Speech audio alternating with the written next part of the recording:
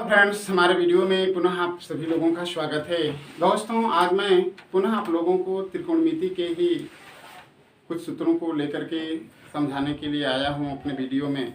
जैसा कि मैंने व्हाइट बोर्ड पर लिख दिया है कि आज का हमारी जो टॉपिक है त्रिकोणमिति लेसन से संबंधित सूत्र की, वह है सर्वसमीका की स्थापना। जैसा कि दोस्तों हम सभी लोग जानते हैं कि हमारा जो त्रिकोणमिति जो होता है वह एक ऐसे त्रिभुज पे लागू होता है जो त्रिभुज हमारा समकोण त्रिभुज होता है। इसलिए इस सर्वसमीका की स्थापना करने के लिए सबसे पहले हम एक त्रिभुज ले लेते हैं जो समकोण त्रिभुज होगा। तो सबसे पहले हमने एक समकोण त्रिभुज बनाया।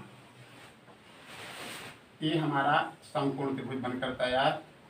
इसका नाम हमने दिया ए, बी और सी।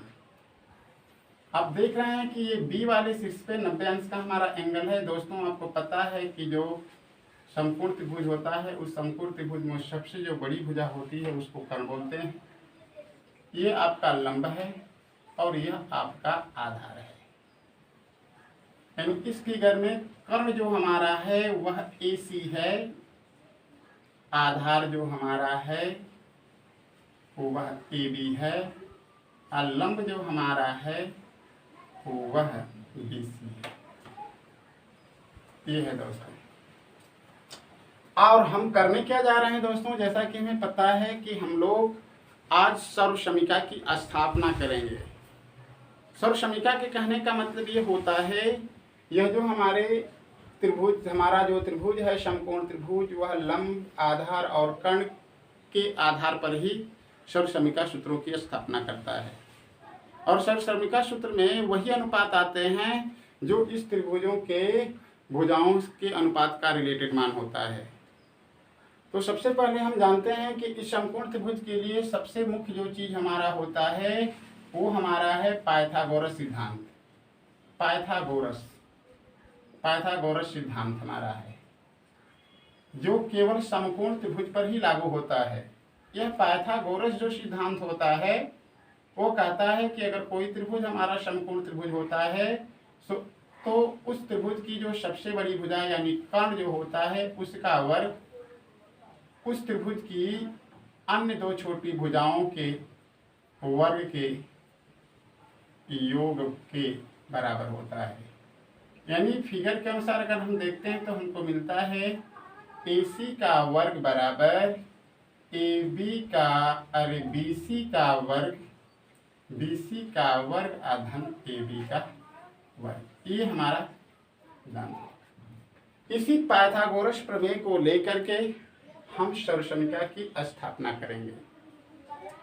तो सबसे पहले हम करेंगे क्या उसको देखते हैं। सबसे पहले हम इस पाइथागोरस के सिद्धांत को लेते हैं। पाइथागोरस हमारा सिद्धांत है कि AC का वर्ग बराबर BC का वर्ग आधन AB का वर्ग।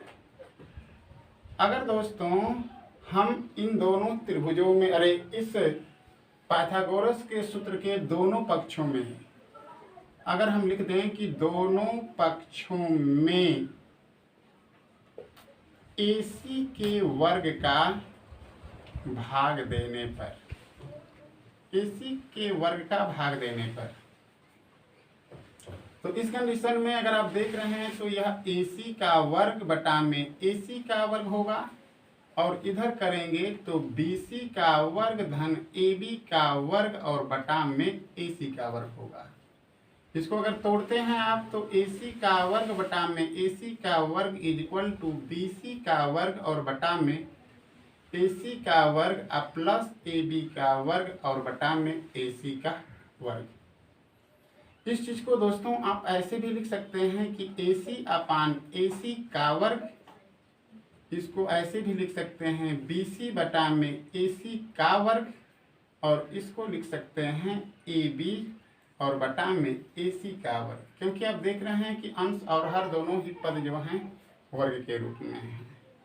अब इस कंडीशन में अगर बढ़ते हैं दोस्तों तो हम देखते हैं कि ये दोनों पद आपस में कट करके हमको एक मिल रहा है, यानी ये एक का वर्ग हो गया।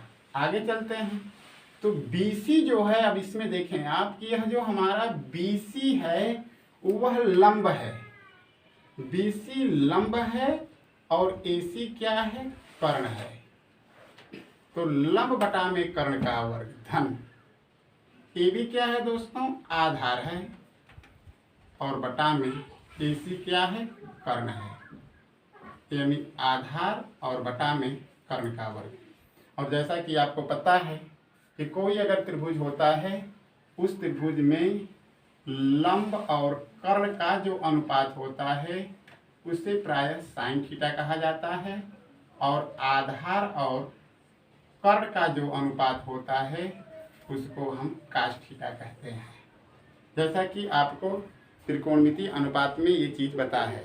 तो आप कर क्या सकते हैं दोस्तों, एक का वर्ग तो एक हुआ, लेकिन जब आगे बढ़ते हैं तो ये लंब बटा में कर्ण, इसके कहने का अर्थ आप इसको साइन स्क्वायर थीटा लिख सकते हैं, और इसको क्या लिख सकते हैं, काश स्क्वायर थीटा। इसलिए हमारा एक सूत्र बनकर तैयार हुआ कि साइन स्क्वायर थीटा और काश स्क्वायर थीटा इक्वल टू 1। ये हमारा सर्व समीकरण का पहला सूत्र की स्थापना हुई। Sine square theta plus cos square theta equal to 1।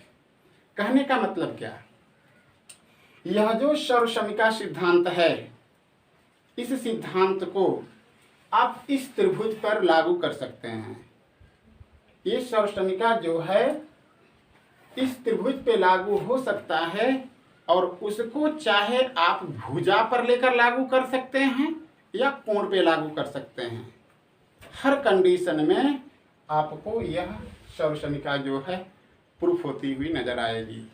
फिर से सुन लीजिए, ये जो सर्व समीकरण की आपने दोस्तों स्थापना किया, इसको वेरीफाई करने के लिए, इसको स्थापित करने के लिए या इसकी जांच करने के लिए आप इस त्रिभुज की भुजा को भी ले सकते हैं, और ये पे जो थीटा दिखाई दे रहा है उस एंगल के माध्यम से भी आप उसको हल कर सकते हैं। ठीक है, विश्वास नहीं है तो ले करके हम उसको देख लेते हैं कि क्या वो चीज़ जो हमारा है वो सही है या गलत है।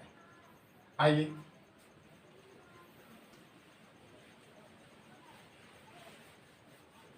एक एग्जाम्पल ले लेते हैं छोटा सा इस चीज़ को प्रूफ करने के लिए। जैसे अगर मैं कह दूं एग्जाम्पल में कि एक त्रिभुज PQR में यानी एक आपको त्रिभुज दिया गया है जिसका नाम PQR है, जो एक समकोण त्रिभुज है। इसकी यह भुजा 10 सेंटीमीटर, ये 8 सेंटीमीटर और ये 6 सेंटीमीटर है। 10 सेंटीमीटर, 6 सेंटीमीटर और 8 सेंटीमीटर भुजा है। अगर आपको जांच करना है कि क्या यह त्रिभुज जो है समकोण त्रिभुज है कि नहीं, अगर उस पर पाइथागोरस यूज करेंगे तब भी ये संतुष्ट होता हुआ नजर आएगा, क्योंकि 10 दहाई में 100 और 8 64 और 36 जोड़ेंगे, इन दोनों का योगफल 100 के बराबर हो जाएगा। लेकिन जो हमने सर्व समीकरण की स्थापना किया, जो हमारा आया sine square theta plus cos square theta equal to 1, ये जो हमने प्रूफ किया, क्या ये सूत्र इस त्रिभुज पे लागू करेंगे तो क्या 1 आएगा? तो आएगा। क्यों? क्योंकि अगर यहाँ पर अगर आप थीटा लिख लेते हैं, ये थीटा अगर दिखा देते हैं तो चित्र के अनुसार, चित्रानुसार आप किसका मान निकाल लें? साइन थीटा का मान निकाल लें। जानते हैं लंब बटा में कर्ण 8 बटा में 10, और काश थीटा इक्वल टू आधार बटा में कर्ण होता है, यानी 6 बटा में 10। हमने साइन का मान और कॉस का मान निकाल लिया। अब इस मान को यहाँ पे रखेंगे हम, तो ये हो जाएगा आपका sign square theta plus cos square theta.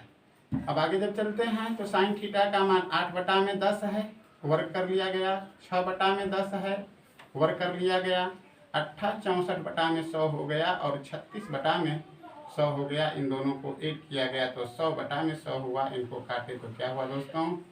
1 के बराबर। यानी ये जो समीकरण हमारी बनी है वह किसी भी समकोण त्रिभुज पर आप लागू कर सकते हैं जो संतुष्ट करेगी उस त्रिभुज को। इसी तरीके से हम अगले अब सर्व समीकरण की स्थापना के लिए चलते हैं दोस्तों। दूसरी सर्व समीकरण आपकी बनती है, पुनः उसी पाइथागोरस के सिद्धांत को लेना होगा। दूसरी सर्व समीकरण क्या बनती है आपको उसको देखते हैं। ये हमारा सूत्र है AC का वर्ग बराबर AB का वर्ग धन BC का वर्ग है। इसके अगर दोनों पक्षों में अगर कहते हैं कि दोनों पक्षों में ए बी के वर्ग का भाग देने पर, ए बी के वर्ग का भाग देने पर। तो लीजिए ये हो गया ए सी का वर्ग बटा में ए बी का वर्ग बराबर इधर होगा ए बी का वर्ग बटा में ए बी का वर्ग प्लस बी सी का वर्ग बटा में बी सी का वर्ग। इसको आप ए सी बटा में ए बी लिख करके वर्ग कर सकते हैं और ये ए बी बटा में ए बी लिख करके वर्ग कर सकते हैं और ये आपका बी सी बटा में बी सी लिख करके ए बी का वर्ग है। बी सी बटा में ए बी का वर्ग लिख करके इसका क्या कर सकते हैं, वर्ग कर सकते हैं। अब आपने लिखा है कि हमने दोनों पक्षों में ए बी के वर्ग का भाग दिया है, तो इसमें भी ए बी का वर्ग का भाग दिए और इस पक्ष में भी ए बी के वर्ग का भाग दिए। लेकिन अंतर क्या दिख रहा है आपको? अंतर दिख रहा है कि ए सी बटा में ए बी का वर्ग ये तो सही, और ये क्या है ए बी बटा में ए बी, यानी यह एक का वर्ग हो जाएगा अब प्लस ये हो जाएगा बी सी और बटा में ए बी का वर्ग हो जाएगा। अब क्या करें, आप इस फिगर को देखें। इस फिगर को अगर आप देखते हैं तो आपको नज़र क्या आता है? इस फिगर को अगर आप देखते हैं तो इस फिगर में आपको समझना ये है कि कर्ण और आधार, देखिए ये कर्ण है और ये आधार है। तो कन्फर्म है दोस्तों कि यह जो कर्ण है और आधार है इसका अनुपात किसका होता है? आपको पता है सेक थीटा का होता है, यानी ये बन गया सेक स्क्वायर थीटा और ये हो गया 1 प्लस ये क्या है लंब और ये क्या है आधार। लंब और आधार इसका मान होता है tan का होता है, यानी tan स्क्वायर थीटा। यानी सर्वसमीकरण हमारी बन करके तैयार हुई 1 plus tan square theta is equal to sec square theta. ठीक है दोस्तों, इस तरीके से हम लोगों ने दो सर्वसमीकरणों के बारे में पढ़ा। तीसरी सर्वसमीकरण मैं पुनः आपको अपने अगले वीडियो में लेकर के उपस्थित होऊंगा। तब तक के लिए दोस्तों धन्यवाद। Take care.